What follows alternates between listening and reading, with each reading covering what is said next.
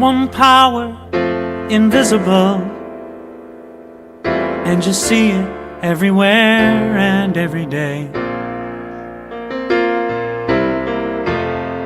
One power, indescribable, and you speak of it with every word you say. Mysterious until you know the truth, as simple as the love inside of you. Call it God, call it Spirit, call it Jesus, call it Lord, call it Buddha, Baha'u'llah, angels' wings or heaven's door. But whatever name you give it, it's all one power, can't you see? It's the power of the love in you and me. One power, one power, one power, one power.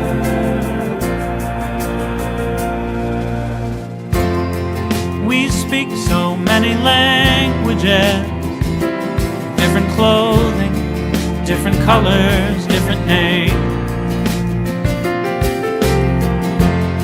The different is only dangerous when we forget that in the heart we're all the same. And we'll remember once we close our eyes to see that such distances were never meant to be. Call it God, call it Spirit, call it Jesus, call it Lord, call it Buddha, Baha'u'llah, Hashem or heaven's door. It's Muhammad, it's your mind, it's your soul, or it's your sign. It's the universe, it's music, Mother Earth or Father Time. But whatever name you give it, it's all one power, can't you see? Whatever name you give it, it's the very air we breathe. Oh, it's the power of the love in you and me. One power, oh, one power, one power is what we are. One power, one power.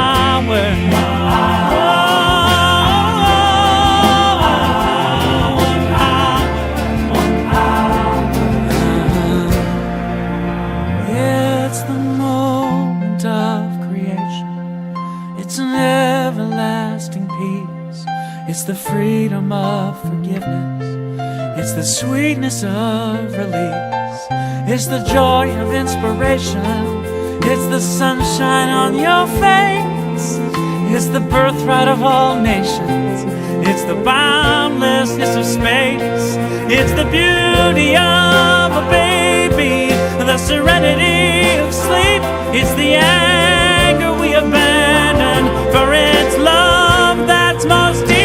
It's one power, it's one power, what we are is one power,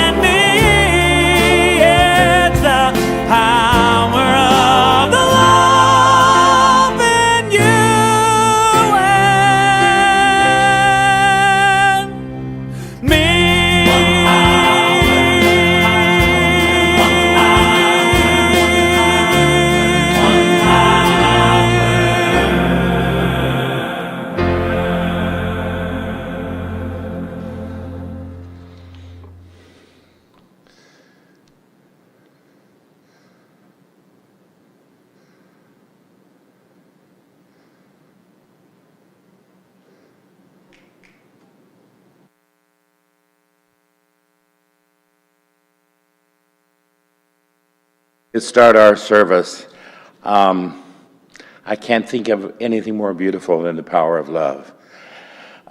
Good morning and welcome to everyone to our online Unity Spiritual Center virtual Sunday service, where our mission is transforming lives, inspiring people to make a positive difference in our world.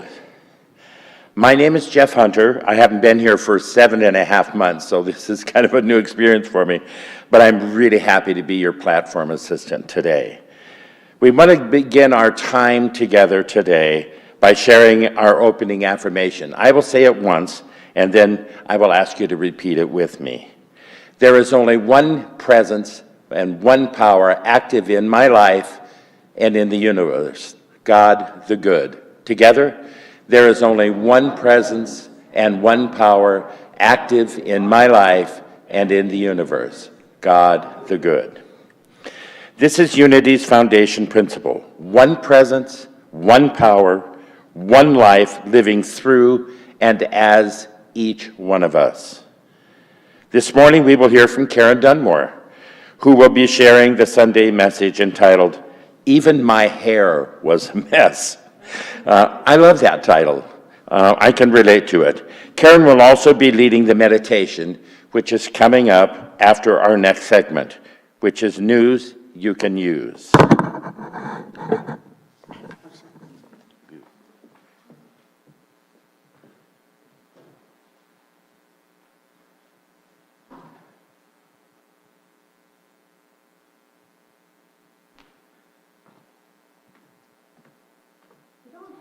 News you can use this morning.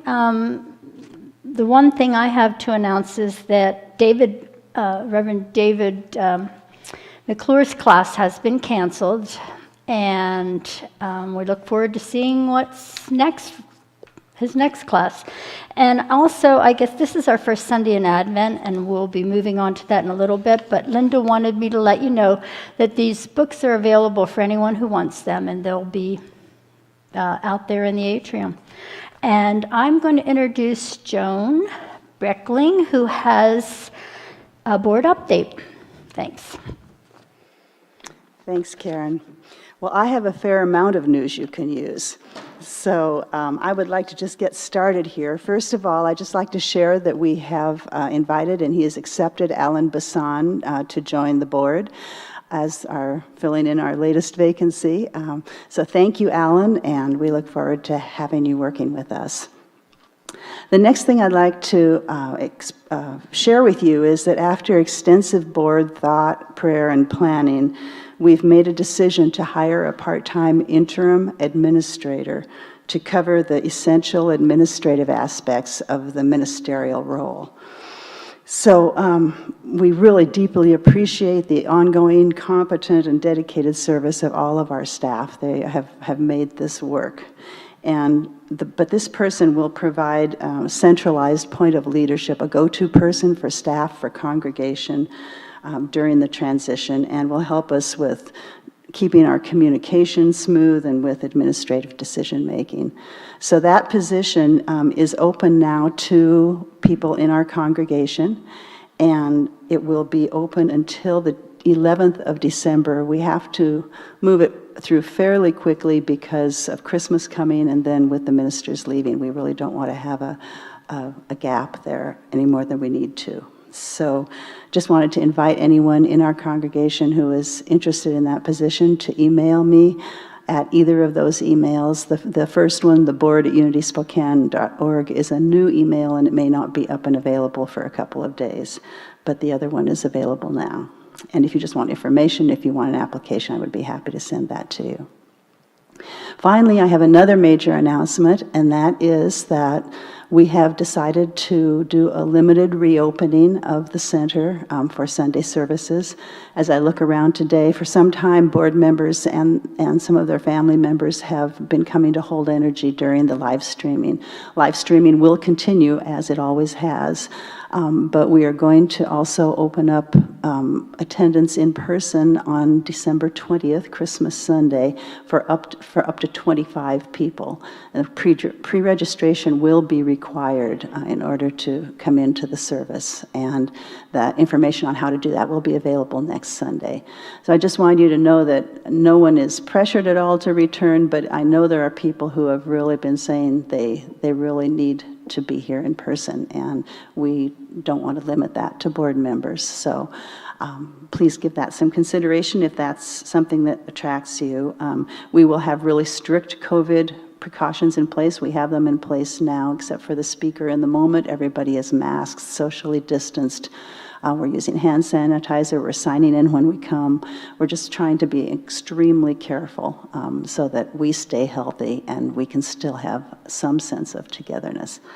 So that's my news you can use for today. Thanks.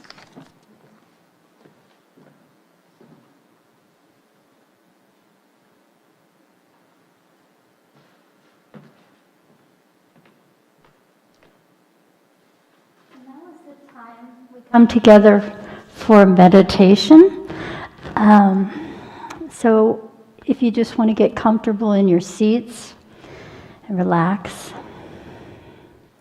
in your seats or in your beds or on the floor, wherever you are, and we will join together in this time of spirit.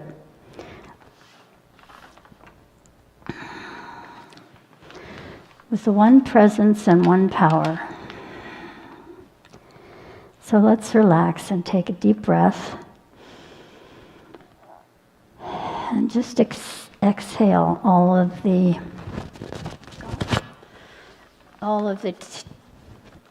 tension of the day.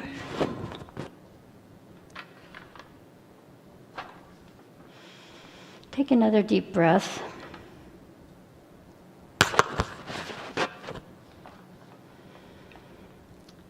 And let it all go.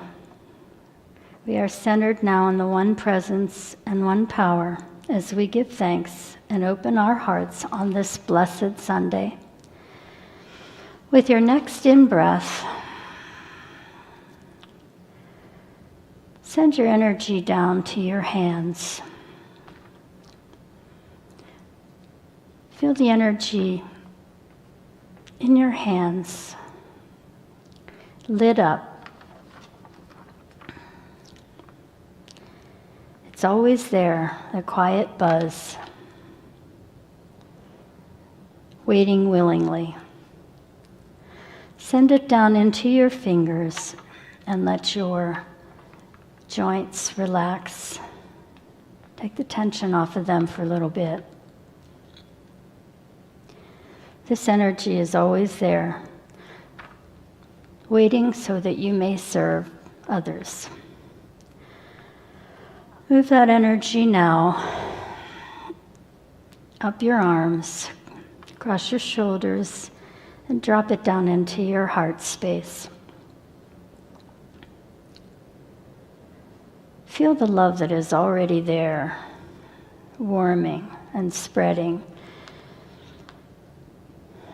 And bring to mind someone or something that you deeply appreciate, someone you love, and see that image there as you feel yourself expanding in that love into your body, outside of your body. Send that love and fill the space that you are in, that you might know the wisdom that you are. And in that wisdom, always express and share your love. Let that energy now float up to your throat. Feel that energy come alive in your throat, that you might find your voice,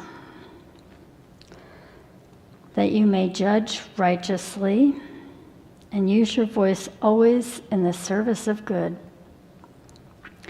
that the words you speak may inspire others and light them up. And move next to the space in your head and allow it to fill with the imagination and the creativity, that energy that is there. As that energy fills your space, allow it to create thoughts of peace, love, and joy. And let imagination and creativity join together to create a world that works for all of us. Finally, let's send the energy back through your body, healing and reviving and restoring the energy in every cell of your body, moving through your trunk, your legs, down into your knees and to your feet. And allow that to surround your feet in sweet massage for the work that these feet do. They hold you up, they move you, and allow them to move in service to others and walk always in the direction of your truth. So let's take that into silence for a few moments and just appreciate and give thanks for the health and wholeness that you truly are, and for every part of you that contributes to that. In the silence.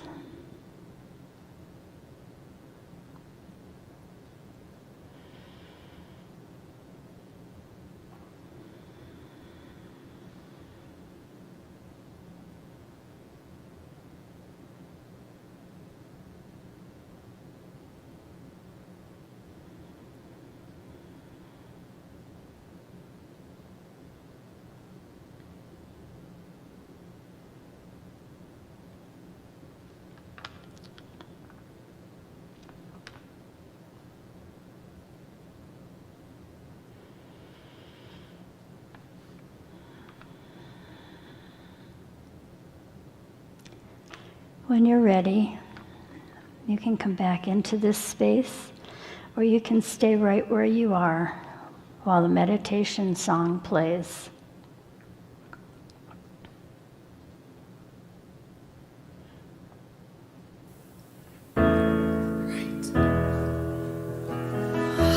So just center down right now. Stay in that breath. Remember who's looking through your eyes. This is what I know. We are all connected. The universe reflected in this shining part. And everywhere I go, I recognize the faces. All of my relations in this one heart. And all I need is already looking through these eyes. Nearer than my breathing, closer than hands and feet. We are dreaming together all the gifts of heaven and earth. And so I receive all I can be. Now I let it go with such appreciation, with sheer exhilaration. Now I set it free, and so it is, and so be it. When I sing it, I can see it. I welcome us in, and now we begin. Amen. I'm gonna sing amen. Yeah. Amen. This is what I know.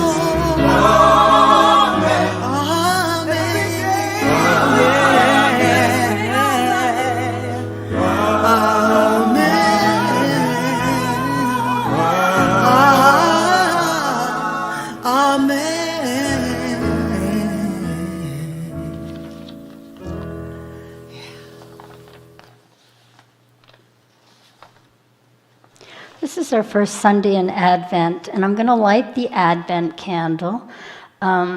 The word Advent means a beginning or arrival. In the Christian tradition, the Advent season is the 4 weeks leading to Christmas, a time of spiritual preparation. Observing Advent, even for a few moments a day, can remind you that this is truly a spiritual season and can be a celebration of your own divine identity. The first Sunday in Advent is represented by faith. Light this candle for faith. Maybe. Yeah, there we go. Faith is a young mother and father following a shining star. Faith is listening to divine guidance. Faith is believing before seeing. Faith is knowing the truth despite appearances. Faith is stepping out, opening up, and risking. Today we celebrate faith. So, my talk title is coming up. Even my hair was a mess. I've got a little slogan from Paramahansa Yogananda. When you do your part and rely on God to do His, you will find that mysterious forces come to your aid and that your constructive wishes soon materialize. Key words here: when you do your part, and then when you rely on God to do God's part. I don't always do that. In my talk, you is represented by ego, or human self, and God is our higher self, divine and perfect. I begin this story fully in my human self and show what happens when I forget where my power lies. We are all both divine and human, and it is the human component of this perfect idea of the Creator that brings us our greatest teachings and stretches the comfort zones with the aha moments and the uh-oh moments as well. A few weeks ago, I gave a presentation for what was the culmination of 4 years of study, hundreds of hours of classes, study, papers, and journals. To me, this was one of the most important days of my adult life, the end of a long journey and the beginning of a new path. This was my presentation for credentialing in becoming a licensed Unity teacher. I was excited. There was just one thing making me feel uneasy. I had spent 4 hours the night before trying to download my PowerPoint into the Unity learning format called Collaborate in order to do my presentation. I had emailed the coordinator that night, and I just knew I'd have a response in the morning telling me exactly how to go about this. Well, I didn't. I would present just after lunch. I thought, great, I'll have time to get all my problems worked out and be uploaded and ready to go. Well, so I thought. My computer had other ideas. I became so absorbed in my technological issues that I couldn't focus anywhere else. My mind was somewhere else, wondering, of course, whether my PowerPoint would start. When I began speaking, I exuberantly and joyously welcomed everyone to my workshop. And then I started into a couple questions I had. No one responded. Well, I was muted. That was step one. So when I realized, then I had to start over. When I realized that, I turned on my button and turned off my video. Didn't realize that either. So one thing after another fell apart for me, including myself. No one saw the PowerPoint that I was so concerned about the night before, And I have to say, the whole presentation was really pretty terrible. The rest of my day was filled with regret, with shame, would have, should haves, and just replaying what little I could remember of that 45 minutes that felt like 3 hours. I really hadn't felt that way since I was a little kid, all those feelings, and it had been years since I felt it as an adult. Apparently, there was a lesson I was meant to learn in all this that I could not hear above the chaos in my mind. When I woke the next morning, I looked for the positive in this experience. I know that in every situation that is disappointing, annoying, or even devastating, there is a gift, a growth opportunity. And sometimes it might take years to find it, but it shows up. So I gave thanks this morning for the lesson in humility that I must have been needing, then quieted down to pray. Prayer. That is what I had forgotten about all day yesterday. I forgot to pray. So I settled in, gave it a double shot that morning, and the very moment I finished my amen, a text came in. Congrats. It was so exciting. Relief and Thank you. Relief and gratitude flooded me. What had me really frazzled was the thought that I might have to do this whole presentation over again. And the worst part of it were the questions that were asked by the evaluators, which were mostly Unity ministers. As I made my morning coffee, I recounted my story to my friend with every detail, and I found myself saying nothing was working. Absolutely nothing. Even my hair was a mess. Wow. Divine inspiration comes in very strange ways sometimes. Where was my vision? That simple hair statement was my light bulb moment that illuminated exactly what I needed to see just then. This was truly the voice of Spirit. I had been unable to find my center because I didn't look, frankly. I was all about what was out there. I know better.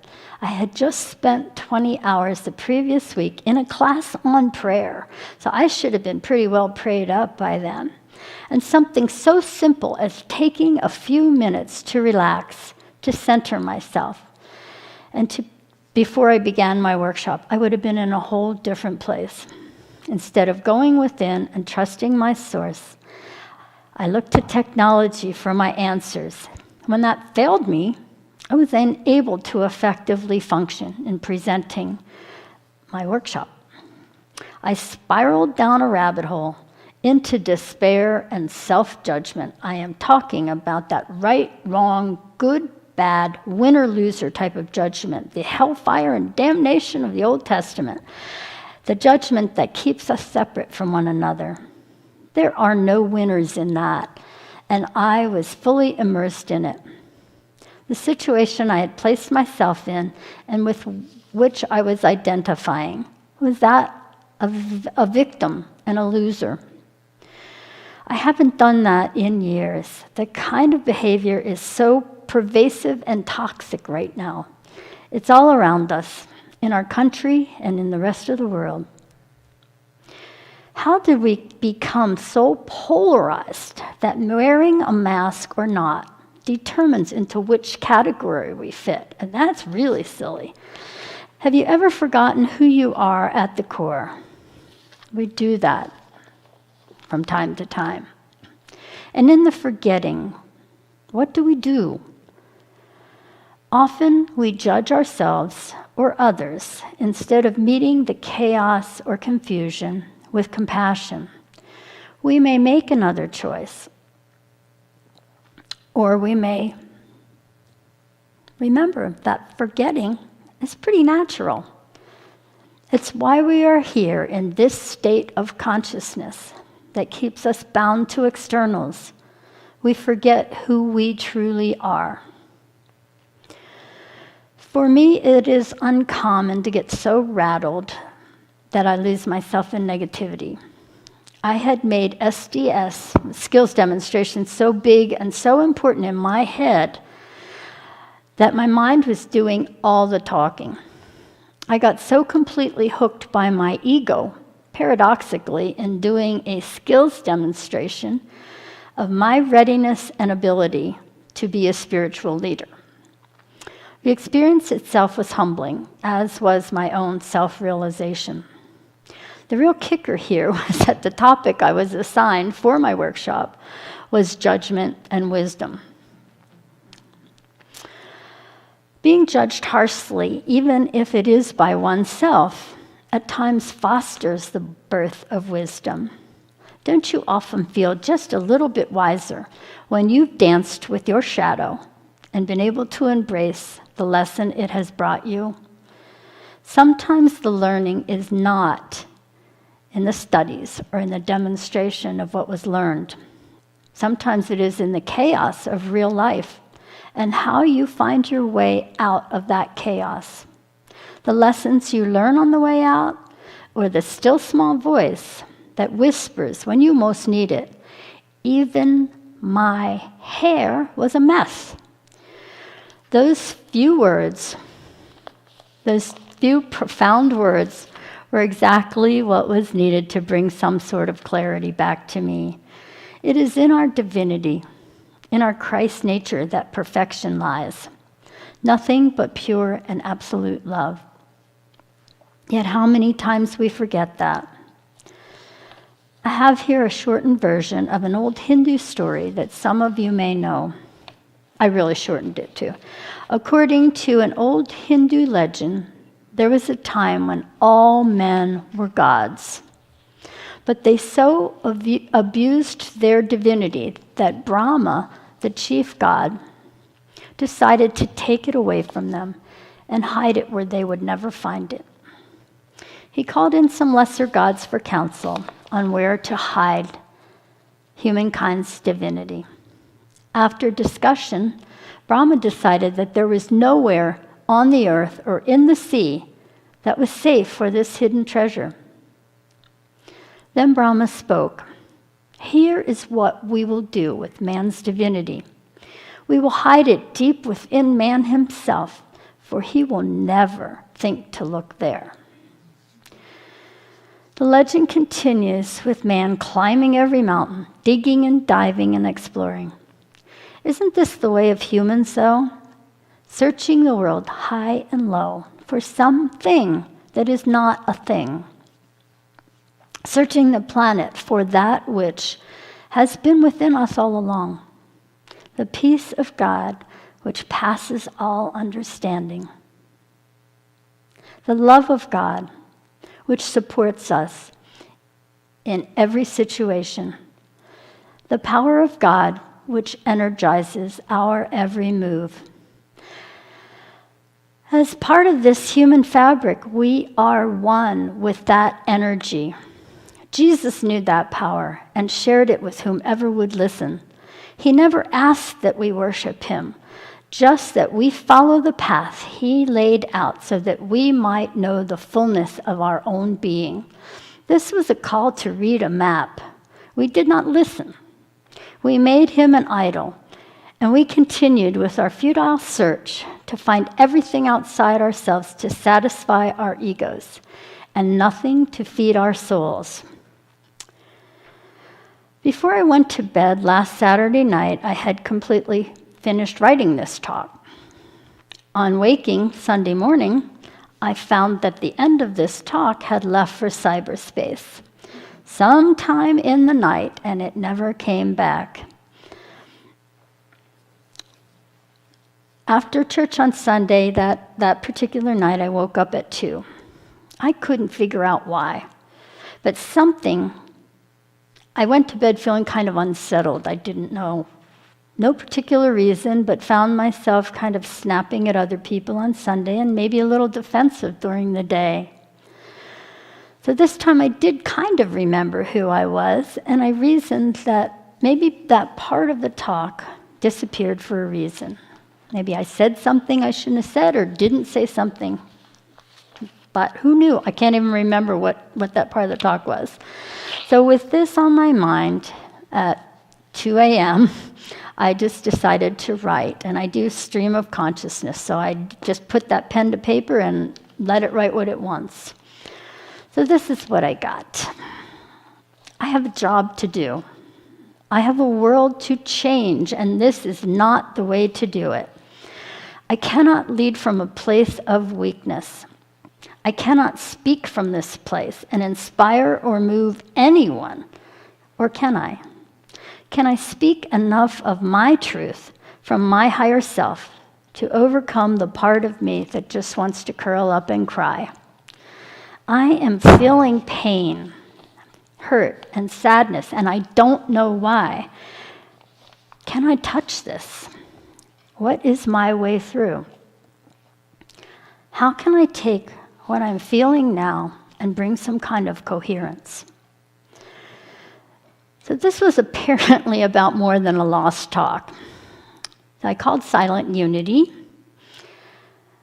and I prayed with a prayer associate, which, by the way, is one of the few places you can call in the middle of the night and reach someone who is happy to hear from you. So take the number down. It's golden. I've had it on my cell phone for years. Afterwards, I listened. There's recorded prayers as well, and they're pretty powerful and a lot of affirmations. So this is a great thing to do it by 3 a.m. So one of the messages I got through one of the prayers was, divine will calls me to know what is mine to do in all circumstances. Divine will calls me to know what is mine to do. Silent Unity, Sudoku, reading, writing, and reflecting finally got me to a place of rest after 3 hours. In that moment of silence, openness, and vulnerability, the still small voice spoke again. Of course you are hurting. The whole world is in tears. Corruption rules the government of the once free, while people in that country go hungry. You are living in a world that seems hell-bent on destroying itself and the planet. People of color are being shot for no reason other than the color of their skin. The world watches helplessly as we kill and injure our sisters and brothers, as police officers and soldiers turn against those they have sworn to protect. Now you are isolated even further by this pandemic disease that is not of the body, but of the soul. There is no stability in the human world. Everything is changing, as it must. And finally, your tears fall because your mentor is leaving. Your ministers are retiring. And I think every one of us feels that pain. Finally, the clarity I was looking for. Church had been really emotional the day before. When I got right down to it, I was reacting to the grief I was feeling at the reality of someone I love leaving.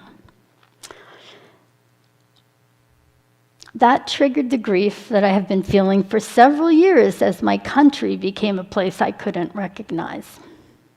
The concept of oneness revisited me as I thought of the equal opportunity virus reaching across the globe. Life has changed. I looked again within where my divinity was buried by Brahma. In the midst of this virus, social change, letting go, and at the very root of life itself, we are one, whether we remember it or not. What hurts one of us hurts all of us. When one group of people is oppressed, we all feel the oppression. When one area of the world is at war, we feel the repercussion all over the planet.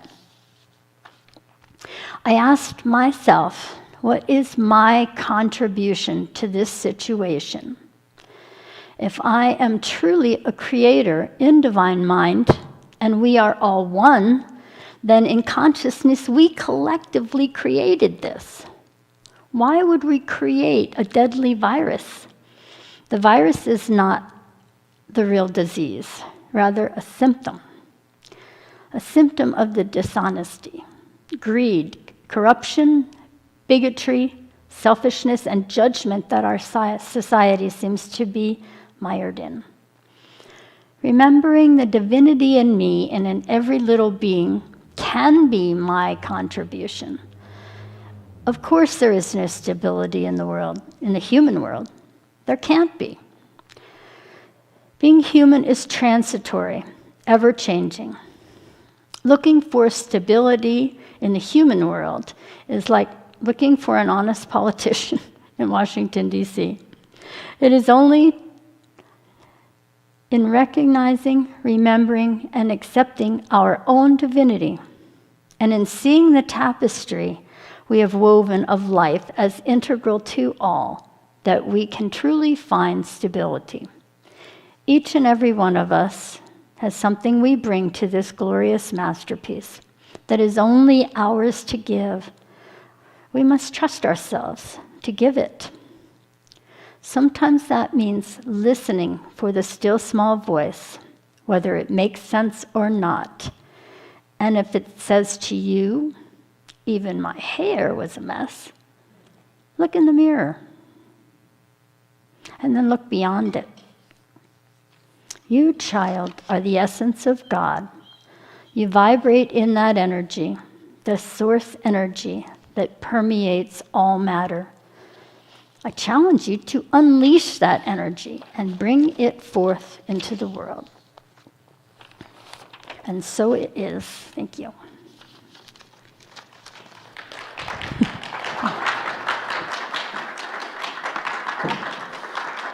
Karen, thank you so much for sharing yourself, your story. And I want to be one of the people that congratulates you on your accreditation as licensed Unity teacher. The whole center is very proud of you, and we know how much work went into that. Thank you. Your story was beautiful today. Unity stands for peace in the presence of conflict, for love in the presence of hatred, for forgiveness in the presence of injury. Unity honors the many names of God, the many paths to God, for we know that there is only one power, one presence, one life. So whoever you are and wherever you are on your journey of transformation, you are welcome here. If you are new to our ministry and are interested in learning more about our upcoming transformational speakers, workshops, and events, please sign up for our email newsletter by texting Unity Spokane to 22828, or sign up on our website at unityspokane.org. Now it is our time to celebrate abundance together as we share our gifts and our love offerings. For those of you feeling the divine call to financially support our ministry today, you can text GIVE to 253-528-7416 or visit our website, unityspokane.org, and click the donate button at the top. Please know that your giving means so much to the vitality of our ministry. With that in mind, let us take a moment now to sink into our hearts and bring forth a feeling of gratitude and generosity as we say together our love offering blessing. Together, I know that my giving blesses and multiplies all that I am, all that I have, and all that I give and receive. I give thanks for the abundance that is mine to share. As we're giving thanks for the gifts we receive here at Unity Spiritual Center, we want to take time to thank and acknowledge and appreciate those in service to our ministry. Today we are saying a special thank you to Diane Besson, to Gary Locke and the entire amazing Crosswalk team. I asked the people here today, how long have we been doing Crosswalk? It's a volunteer program for street children downtown run by the Volunteers of America, and we do the fourth Friday of every month, and it seems to me we've been doing it for 20 plus years, and these people are selfless and totally dedicated, so we really, really appreciate, especially the Bassans, but everyone over the years that have been involved with Crosswalk know that that is love expressing through you. We would like to encourage, our chaplains today are Marlene Locke, who is holding the virtual service in prayer from home, and Theodora Salih, who is holding the space here in our sanctuary. We want to thank both of them. And our chaplain team offers that every single Sunday. Thank you so much for the service to our ministry. We would like to encourage anyone who is in need of prayer request to please submit your request through our online form. Simply go to unityspokane.org and click on the Contact Us button on the main page. You will be taken to the prayer request form. Our prayer team and chaplains will pray with you for 7 days, and then all requests are sent to Silent Unity, where they will be prayed over for 30 days. If you have any questions, please feel free to message us on Facebook or Instagram. So, this is the time. If you're able to stand, let us all stand and join together in our closing prayer of protection, followed by the peace sign. The peace song. Well, we can do the peace sign too if you want to. I don't think it's a bad idea. We could use a little more peace in our world. All right, together. The light of God surrounds us. I am the light of God. The love of God enfolds us. I am the love of God. The power of God protects us. I am the power of God. The presence of God watches over us. Wherever we are, God is, and all is well, and that's the truth.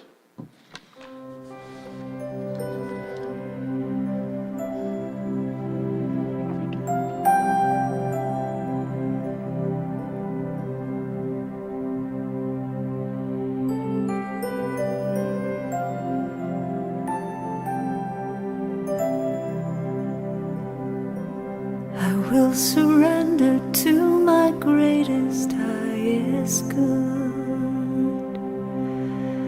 I will release any fear that blocks my way. For every step I take is taken in pure faith, and I am stronger every moment, every day. My mind is willing and my heart is open wide. I trust my instincts and let Spirit be my guide. I vow to live a life that's real and pure and free, as I continue walking in this mystery. I will surrender to my greatest, highest good. I will release any fear that blocks my way. For every step I take is taken in pure faith, and I am grateful every moment, every day. There may be walls, there may be roadblocks in my way, but I can choose to take a higher path each day. And now I know that what I thought was was safe and sound, was only habit and regret that held me down. I will surrender to my greatest, highest good. I will release any fear that blocks my way. For every step I take is taken in pure faith, and I am kinder every moment, every day, and I'm more loving every moment, every day. I will surrender every moment.